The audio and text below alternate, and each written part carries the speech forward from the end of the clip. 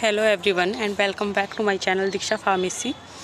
और ये हमारी 5th सेमेस्टर की बायो फार्मास्यूटिक्स चल रही है बी.फार्म की, और जिसमें हमारी यूनिट फर्स्ट का टॉपिक था एब्जॉर्प्शन। उसका ये लास्ट पार्ट है एब्जॉर्प्शन टॉपिक का। इसके बाद हम डिस्ट्रीब्यूशन टॉपिक स्टार्ट करेंगे यूनिट फर्स्ट का। तो absorption of drug from non पर ओरल रूट। तो इस टॉपिक में हमें पता कर रहा है कि ड्रग का एब्जॉर्प्शन फ्रॉम नॉन पर ओरल रूट, मतलब कि ओरल रूट के अलावा ड्रग का एब्जॉर्प्शन कैसे कैसे होता है, तो वो बताना है हमें, या हम इसको एक्स्ट्रावास्कुलर रूट भी बोल सकते हैं।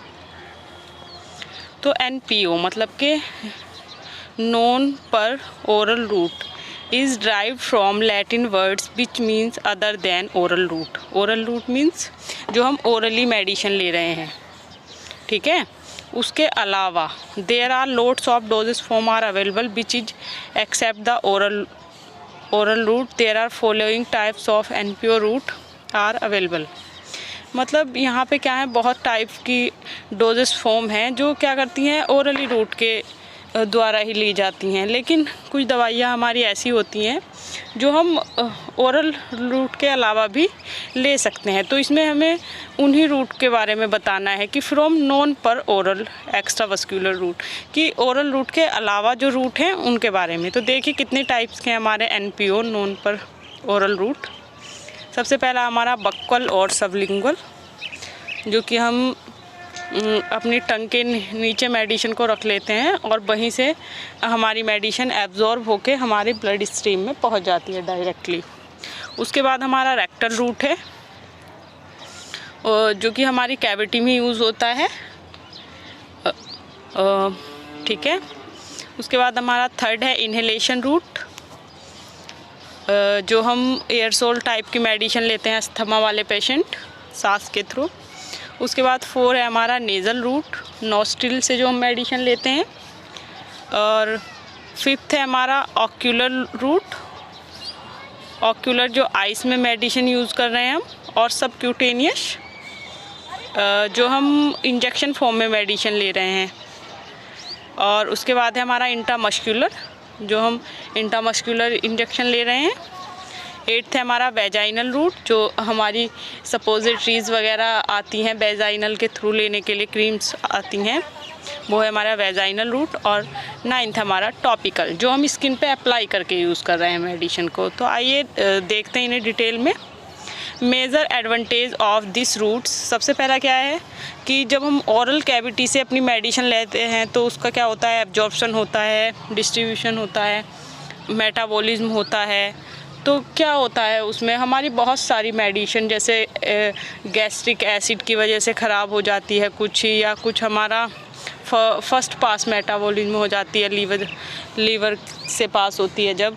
तो बहुत सारे इसके कुछ मेनली एडवांटेज हैं कि अवॉइड फर्स्ट पास मेटाबॉलिज्म नहीं होगा, क्योंकि ड्रग हमारी अप्लाई करने पे टॉपिकल ली, इंट्रामस्कुलर ली, इंट्रावीनस ली, तो क्या होगी, वो हमारी डायरेक्ट ब्लड स्ट्रीम में पहुंच जाएगी। उसके बाद avoid of drug degradation by gastric juice, जो हमारा गैस्ट्रिक जूस है जो हमारे स्टमक में रिलीज़ होता है एसिड हमारे फूड को डाइजेस्ट करने के लिए, तो क्या करती है, क्या होता है, वो हमारे मेडिसिन को ख़राब कर देती हैं या उसका डिग्रेडेशन कर देती है। तो वो नहीं होगा इसमें, इसका ये मेजर एडवांटेज है। और क्या है, रैपिड एक्शन है, एक्शन रैपिड चलने वाला है, ऐसा नहीं कि घट गया या बढ़ गया, ऐसा कुछ होने वाला है या हमें वेट करना है, एकदम से एक्शन आएगा धीरे धीरे, ठीक है। Deport preparation for prolonged used, और क्या कर सकते हैं, इसको लंबे टाइम तक हमें रुकना नहीं पड़ेगा कि अभी हमने मेडिसिन ली है, कुछ टाइम वेट करेंगे कि अभी वो बहुत तुरंत इफ़ेक्ट आने लगेगा, हमें तुरंत इफ़ेक्ट दिख जाएगा। एंड इसका E है 5th इफेक्ट है, some of the drug like intramuscular drug make drug deport so the rate of release of drug is prolong.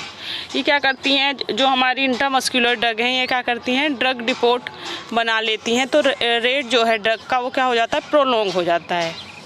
मतलब जैसे हमारी बॉडी में क्या करती हैं, NDDS normal drug delivery system की तरह वर्क करती हैं कि थोड़ी थोड़ी रिलीज़ होती रहती हैं जब हम इंट्रामस्कुलर रूट के थ्रू मेडिसिन लेते हैं तो, और वो क्या करती है लंबे टाइम तक इफ़ेक्ट दिखाती है हमारी बॉडी में, हमें मेडिसिन लेने की ज़रूरत नहीं पड़ती उतने टाइम तक। ठीक है, तो सबसे पहले रूट देखते हैं बक्कल और सबलिंगुअल रूट, जो मैंने अभी आपको बताए थे टाइप्स के रूट कि इतने टाइप के रूट होते हैं अदर देन ओरल कैविटी। तो बक्कल और सबलिंगुअल रूट क्या है? Some of the drug which are given in the oral cavity and placed below the tongue they are all the sublingual tablet. कुछ drug आपने खाई होंगी या देखी होंगी कि वो हम स्वेलोइंग नहीं करते हैं, उनको निगलते नहीं हैं, वो क्या करते हैं हम अपनी टंग के अंडर साइड में रख लेते हैं और वहीं से सेक्रेशन होके वहीं से क्या करती हैं वो अपना इफ़ेक्ट शो करती हैं, हमारी बॉडी में पहुंच जाती हैं डायरेक्टली ब्लड स्ट्रीम में। तो वो क्या होती है हमारी बक्कल और सबलिंगुअल रूट के थ्रू वो मेडिसिन जाती हैं। तो the sublingual tablet when placed into the below the tongue then they easily dissolve into the mouth saliva and after dissolve they are released into the systemic circulation blood stream बोलते हैं and give quick action। तो जो हम किसी tablet को अपनी टंग के नीचे रखते हैं तो वो क्या करती है हमारे सलाइवा में डिज़ोल्व हो जाती हैं, माउथ में जो सलाइवा सेक्रेशन होता है एंड क्या होता है फिर वो हमारे सिस्टमिक सर्कुलेशन में चली जाती हैं। तो क्या हुआ डायरेक्टली चली गई ना वो हमारे ब्लड स्ट्रीम में, ऐसा तो नहीं पहले स्टमक में गई फिर स्मॉल इंटेस्टाइन में गई, लार्ज इंटेस्टाइन में गई सॉरी, फिर स्मॉल इंटेस्टाइन में गई, फिर तब कहीं पे जाके उसका एब्जॉर्प्शन हुआ और इफ़ेक्ट्स हुआ। नहीं, ये क्या हुआ डायरेक्टली हमने टंग के नीचे थोड़ी देर रखी और क्या हुआ ड्रग गायब हो गई, वो हमारे ब्लड स्ट्रीम में चली गई और इफ़ेक्ट दिखाना शुरू हो गया।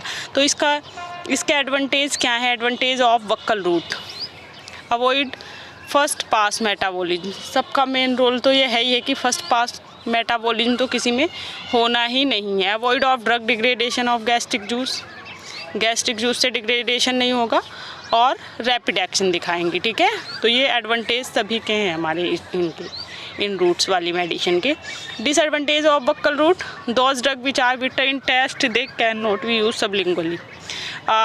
जो ज़्यादा बिटर मेडिसिन है, ज़्यादा कड़वी हैं, तो उनको क्या नहीं कर सकते हैं, हमें प्रॉब्लम होगी अगर हम अपनी टंग के नीचे रखते हैं तो, क्योंकि उनका टेस्ट क्या है अच्छा नहीं है। तो ये इसका मेजर डिसएडवांटेज है। और those drug which are very poor in soluble they can not be given sublingually. जो ड्रग डिज़ोल्व नहीं हो पाएंगी या बहुत पुअरली सॉल्यूबल हैं या तो क्या होगा वो सबलिंगुअली तो नहीं ले सकते ना हम, क्योंकि एब्जॉर्ब इतने टाइम तक भी नहीं रख सकते हैं मेडिसिन को। तो जो पुअरली सॉल्यूबल ड्रग हैं उनको हम उन वाली ड्रग्स को हम कैसे नहीं ले सकते, सबलिंगुअली रूट से नहीं ले सकते। When the mucosal line is injured और देयर इज ए बाम और ulceration problem then the absorption of drug from this route make problem. अगर हमारी जो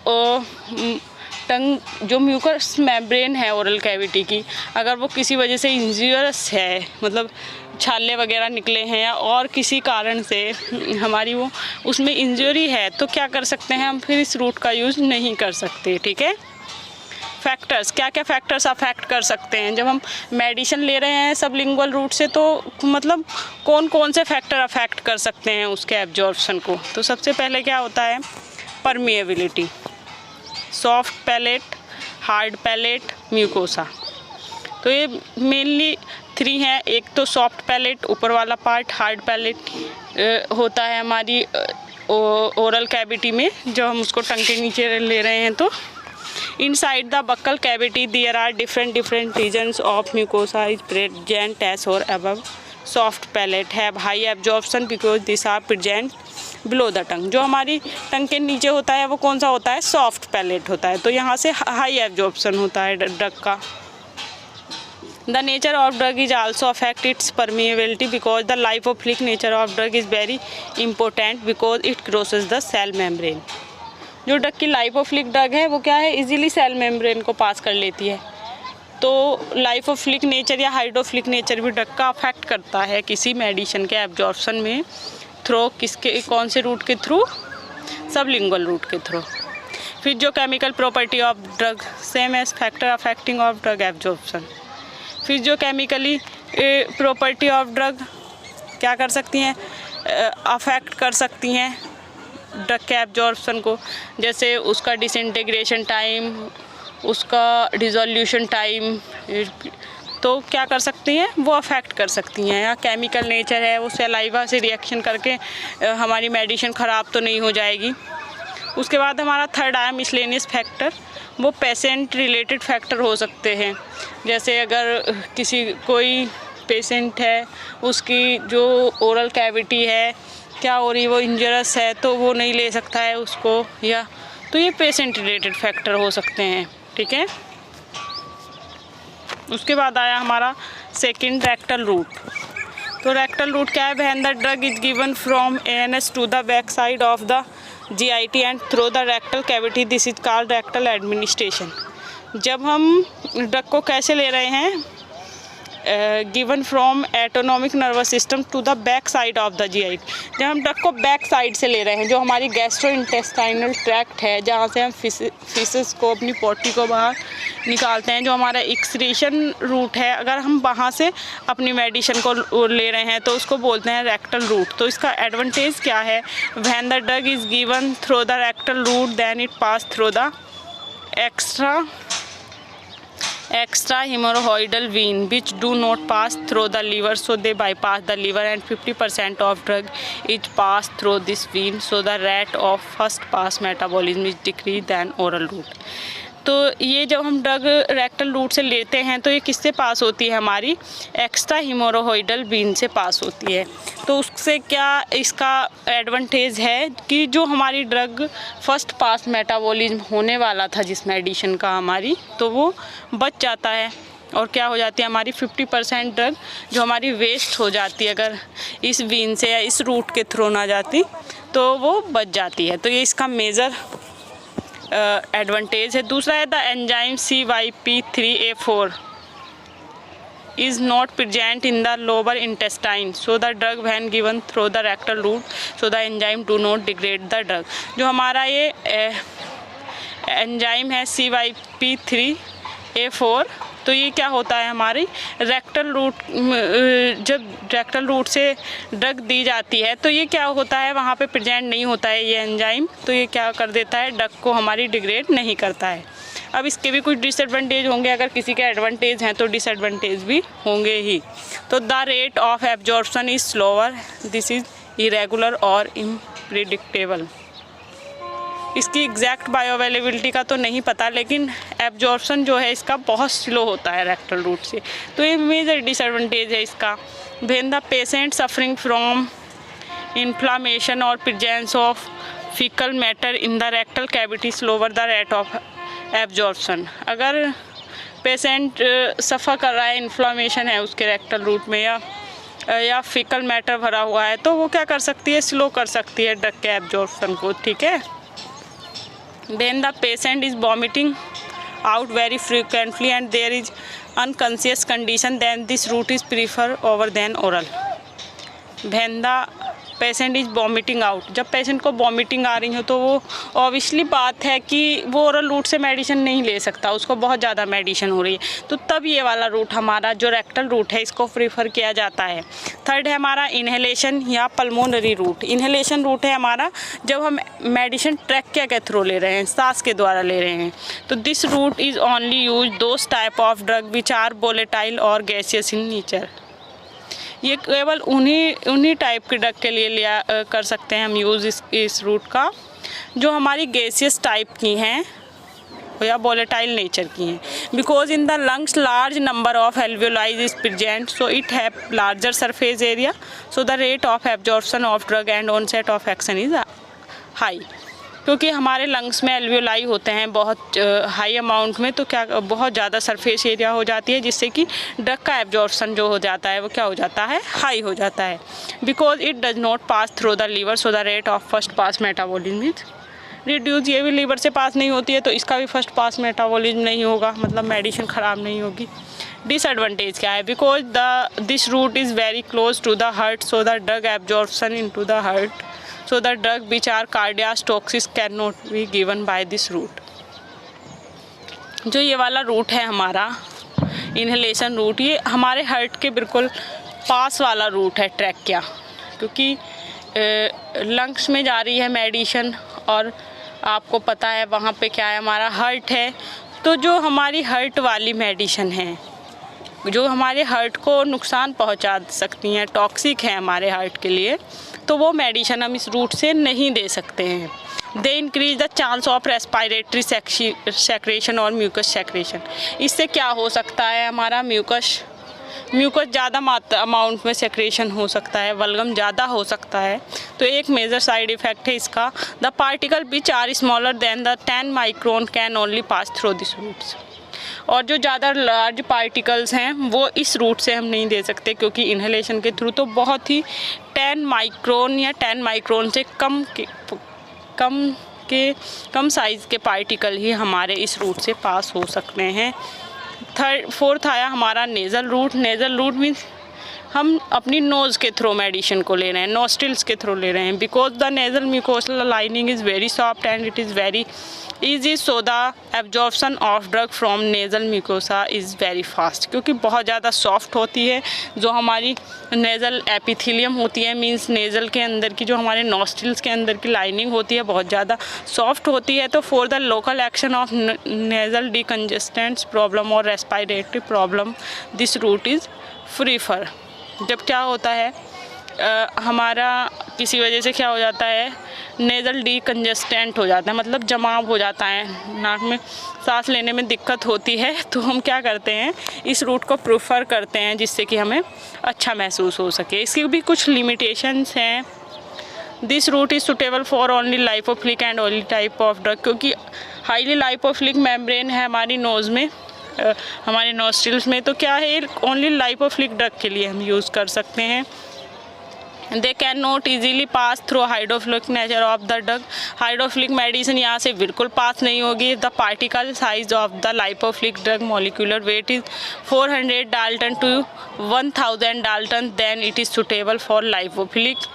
अगर पार्टिकल क्या है हमारा 400 डाल्टन से कितना है 1000 डाल्टन है, तभी सूटेबल है हमारे लाइपोफिलिक रेंज से पास होने के लिए drug.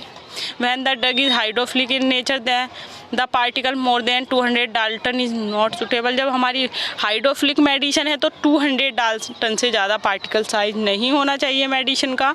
The pH should be very stable for this dosage form, the range between 5 to 7। if the range pH less or more than 5 to 7 then it causes the irritation or itching on the nose। 5 to 7 के बीच की pH range होनी चाहिए। अगर इससे ज़्यादा या कम होती है तो वो क्या कर सकती है, इरिटेशन कर सकती है, हमारी नोज़ में इरिटेशन हो सकती है, ईचिंग हो सकती है। फॉर एग्जांपल है इसका, for the nasal spray the person is suffering with the nasal decongestion and nose bleeding, then this route is not suitable. For the nasal spray the person is suffering with the nasal decongestion and nose bleeding, then this route is not suitable. जब person के nose से bleeding हो रही हो या nasal डिकंजेस्टन ज़्यादा ही हो, कुछ सांस मतलब बिल्कुल बंद ही हो, नोस्ट्रिल्स बहुत ज़्यादा डिकंजेस्टन हो, सिकुड़ाव हो, तो जब हम इस रूट का यूज़ नहीं कर सकते। ठीक है, उसके बाद आई हमारी ऑक्यूलर डोजेस फॉर्म, जो हम मेडिसिन आइस के थ्रू ले रहे हैं अपनी। This ocular doses form are given through eye. This are basically used for local effect, for example mydriasis, miosis, glaucoma. Mydriasis, miosis और ग्लूकोमा मीन्स आपकी जो मेडिसिन है उनमें आपको ऐसा लगेगा बहुत, ग्लूकोमा जो डिसीज़ होती है ये ज़्यादातर ड्रिंक करने वाले लोगों को हो जाती है। माइड्रियासिस, मियोसिस पुतली का, हमारी जो आँख की प्यूपिल है उसका सिकुड़ जाना, और माइड्रियासिस उसका बड़ा हो जाना ज़्यादा। तो ये इन तीनों उसमें ही हमारी क्या होती है, यूज़ होती है, ऑक्यूलर रूट यूज़ होता है। The ocular doses form must be sterile from the micro organism. बहुत ही ज़्यादा स्टेराइल होनी चाहिए क्योंकि मेडिसिन को हम आइस में यूज़ कर रहे हैं। The basically barrier is cornea for the absorption of drug through ophthalmic route, but both lipophilic and hydrophilic drug can easily pass through this route. बस जो हमारी कॉर्निया होती है वो एक बैरियर की तरह काम करती है एब्जॉर्प्शन में, एब्जॉर्प्शन होने में थोड़ी प्रॉब्लम क्रिएट करती है। लेकिन हाइड्रोफिलिक और लाइपोफिलिक दोनों टाइप की ड्रग हम ऑप्थेल्मिक रूट से, अपने ऑक्यूलर रूट से दे सकते हैं। क्या क्या फैक्टर्स अफेक्ट कर सकते हैं एब्जॉर्प्शन को ड्रग के, जब हम आइस के थ्रू एब्जॉर्प्शन करा रहे हैं अपनी ड्रग को? 7.2 to 7.4 pH of lacrimal fluid, ठीक है। क्योंकि जो हमारा लैक्रिमल फ्लूइड होता है, जो हमारी आइस में फ्लूइड होता है, उसकी मेडिसिन, उसकी पीएच क्या होती है? 7.2 से 7.4 न्यूट्रल होती है पीएच फॉर्मुलेशन। तो ऑब्वियसली बात है कि पीएच जो होनी चाहिए फॉर्मुलेशन की, वो भी इतनी ही होनी चाहिए जिससे कि कोई इरिटेशन ना हो या कोई प्रॉब्लम ना हो हमारी आइस में। वॉल्यूम ऑफ फ्लूइड ज़्यादा ना हो या कम ना हो, ड्रग का कांटेक्ट टाइम कितना है हमारी आइस के साथ, ये सब क्या है फैक्टर अफेक्ट करते हैं। अगर ड्रग कांटेक्ट ही ना करे या फ्लूइड ज़्यादा हो कि आपके आइस से बाहर ही निकल जाए, तो ये सब फैक्टर अफेक्ट करते हैं। तीसरा 6 और 7 है सबक्यूटेनियस एंड इंट्रामस्कुलर रूट। तो ये क्या है हमारा सबक्यूटेनियस एंड इंट्रामस्कुलर रूट? इसमें क्या होती है हमारी मेडिसिन, ये हमने 4th सेम में कोलॉजी सेकंड में भी पढ़ा है।